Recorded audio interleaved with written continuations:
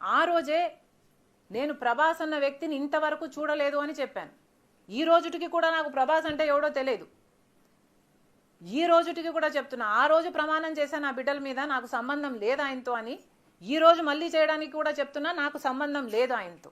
నా బిడ్డల మీద ప్రమాణం చేసి చెప్తున్నా. జగన్మోహన్ రెడ్డి గారికి ఇవన్నీ తెలిసి కూడా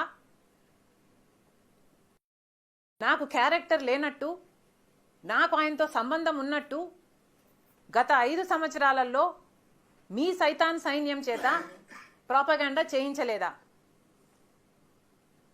మీకా చెల్లెల మీద ప్రేమ ఉన్నది, సిగ్గుండాలి కదా.